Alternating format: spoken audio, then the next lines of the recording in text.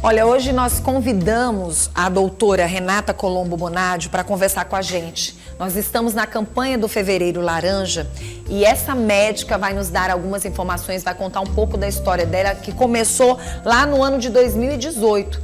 E ela vai poder nos falar sobre um assunto muito sério, importante e necessário, onde a gente chama sempre a atenção dos pacientes, mas os médicos são seres humanos que precisam de cuidados, precisam de atenção e que também podem estar passando pela mesma situação.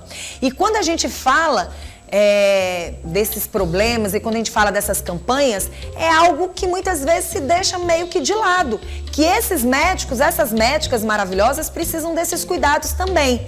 E ela vai poder dar esse testemunho, vai poder falar pra gente como foi que tudo isso aconteceu e desde já a gente já deseja um bom dia todo especial para ela. Eu falei antes, mas ela não ouviu. Muito linda a nossa médica. Bom dia, doutora, tudo bem? Bom dia, Bonusa. Muito obrigada pelo convite para estar com vocês. Doutora, você está falando de onde? Eu estou falando de São Paulo. Muito bom, é um prazer estar falando com você. E justamente para lhe ouvir no mês de fevereiro laranja, onde a gente sabe que existe a campanha, existem as informações, mas que o cuidado tem que ser durante todo o ano. E aí eu queria muito que desde já você pudesse se apresentar, falando um pouco da sua história, que vive dentro desse mundo, né? Você é médica e que cuida de pacientes, né? E que se viu na mesma situação. Eu queria que você me falasse um pouco de você. Eu sou médica oncologista, né? Então eu cuido de pessoas com câncer. E quando eu estava concluindo a minha formação de oncologia, nos meses finais ali da minha formação na residência de oncologia, eu fui diagnosticada com um linfoma. O linfoma, assim como as leucemias, eles são tipos de câncer da parte relacionada à parte hematológica, a parte do sangue, dos vasos linfáticos. Então, quem cuida desse tipo de câncer são os colegas da hematologia. Mas, sendo oncologista, eu tinha um contato ali grande com a especialidade e com o que há de comum entre as duas especialidades, que é a parte do tratamento oncológico, das quimioterapias. Então, quando eu recebi o diagnóstico, foi tudo muito súbito. Eu estava muito bem, estava trabalhando numa semana normal. Eu sempre fui uma pessoa saudável, no sentido de praticar atividade física, cuidar de dieta. Então, estava tudo bem.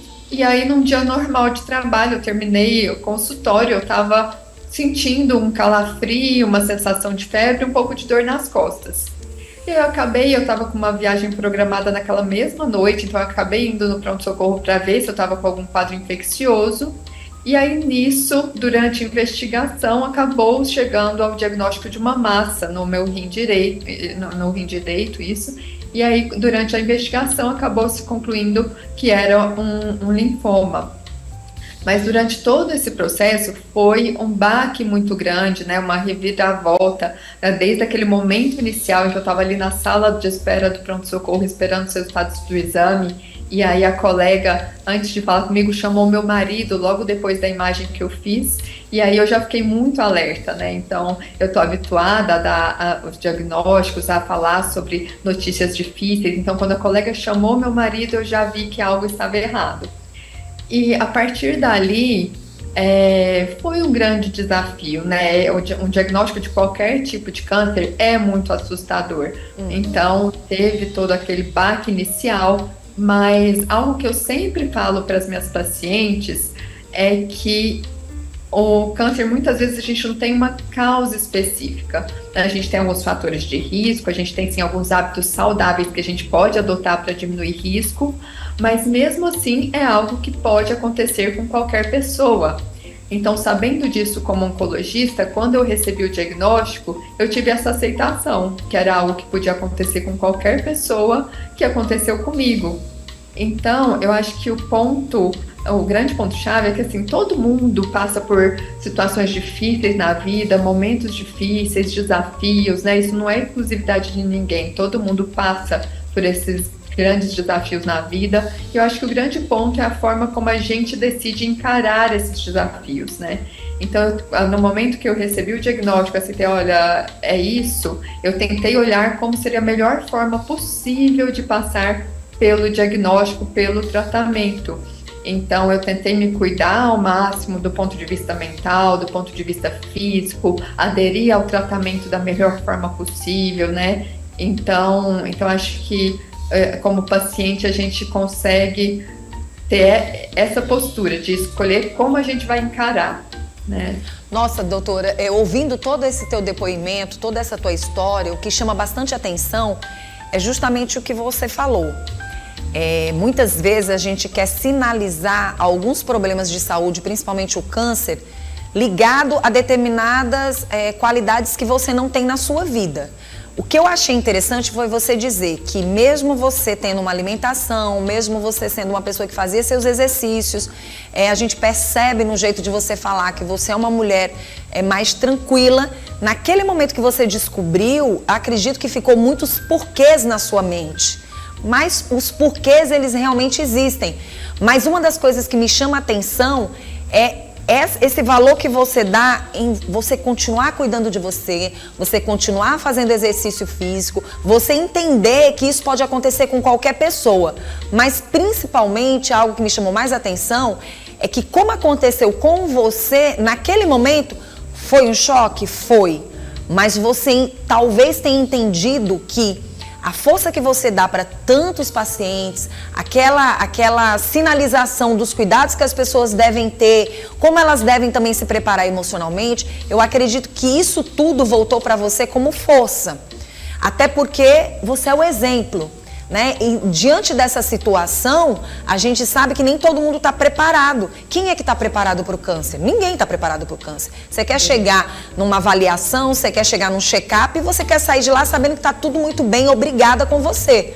Mas isso que você fala hoje, e esse foi o nosso maior interesse de colocar esse seu depoimento, colocar essas suas palavras, principalmente como especialista no assunto, é para incentivar a população em geral, desde médicos, profissionais de todos os tipos e pessoas que estão em casa, que esse cuidado se faz necessário todos os dias das nossas vidas.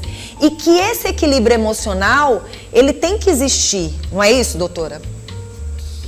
Exatamente, assim, não dá para minimizar, assim, a dor, né, o desafio de um diagnóstico, mas como eu falei, eu acho que a gente tem que ter essa posição de, diante desse desafio, diante dessa realidade, nos posicionar em relação a como a gente vai encarar, né? Então, acho que sim, acho que esse é um ponto importante, como você colocou, eu tendo contato com tantas pessoas com diagnóstico oncológico, isso me fez ver que, né, como acontece com outras pessoas, pode acontecer comigo, né? Então, isso me ajudou, sim, a ter uma aceitação mais rápida do diagnóstico, né? Doutora, passado esses 6 anos, né?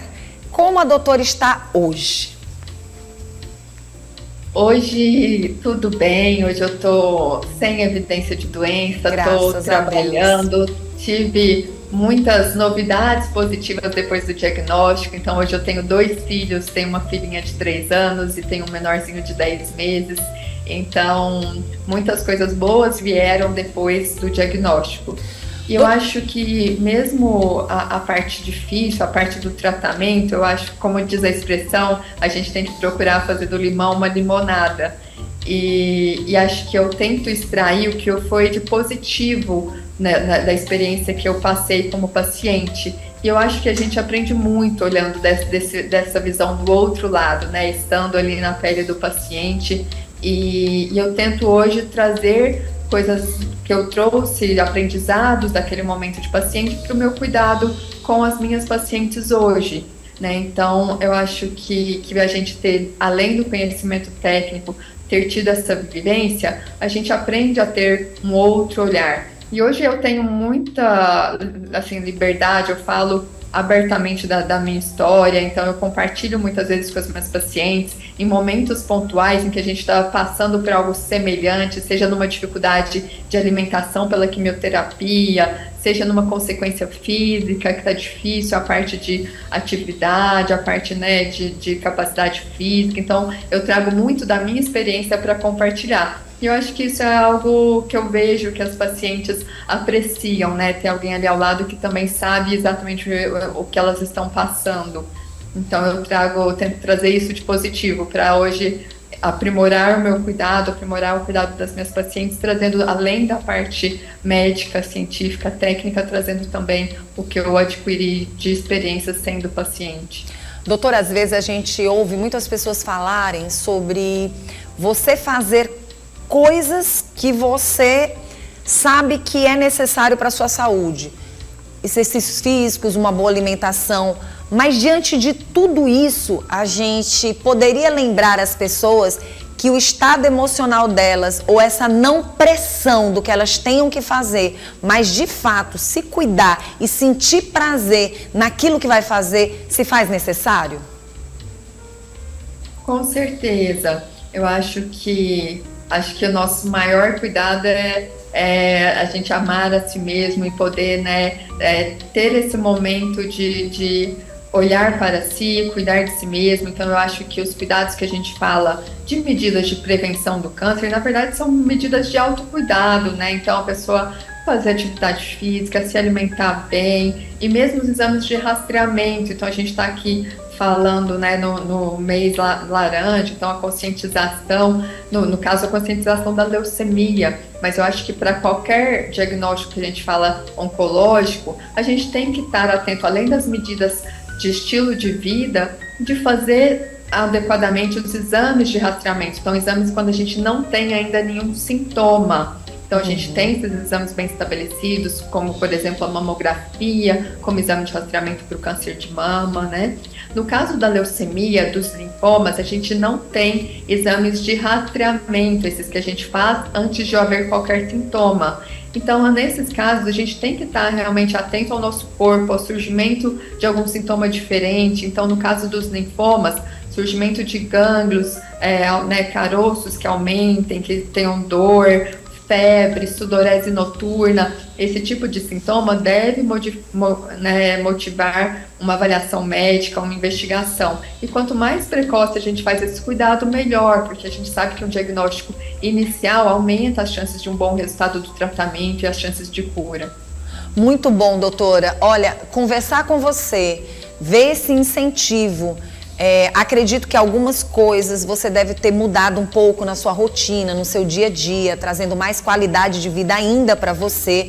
Eu queria que você deixasse para esse mês de fevereiro uma mensagem para as pessoas que estão assistindo o nosso programa e principalmente para os profissionais especialistas assim como você, porque às vezes a pessoa não tem noção. Você teve alguns sintomas, algumas coisas que te incomodavam e você foi investigar. Às vezes acontece de profissionais não perceberem isso no dia a dia. E existe a importância de também se fazer um check-up, né, doutora? Sim, e às vezes as nossas rotinas de profissional de saúde são rotinas tão corridas que a gente vai deixando lá de lado o autocuidado, né? Verdade. Então eu acho que é muito importante para a gente cuidar do outro, a gente tem que cuidar de si mesmo, estar, né, no nosso na melhor capacidade para poder cuidar bem também do outro. Então sim, é um lembrete importante para os colegas profissionais de saúde não esquecerem de cuidar também de si mesmos. Quero agradecer a você, que Deus te abençoe, continue cuidando da sua saúde, tá? Que seus filhos maravilhosos estejam bem também no dia a dia e que você continue sendo essa profissional, aproveitando bastante esse momento para estar sempre informando. A gente ficou muito feliz de conversar com você. Que Deus te dê saúde, te dê coragem, que você cuide de mais pessoas e principalmente de você. Muito obrigada, foi um prazer. Olha, quem quiser entrar em contato com você tem o Instagram, né? Tá aparecendo aí na telinha, eu queria só que você reforçasse. Isso mesmo, então no meu Instagram, @doutora.renata Bonadio, lá eu compartilho bastante coisa de informação, eu tenho um foco grande na parte de câncer de mama e de tumores ginecológicos, então eu trago bastante informação lá, quem quiser vir, trazer sua história, trazer suas dúvidas, eu estou à disposição. Muito obrigada, doutora, tudo de bom para você. Obrigada, tchau, tchau.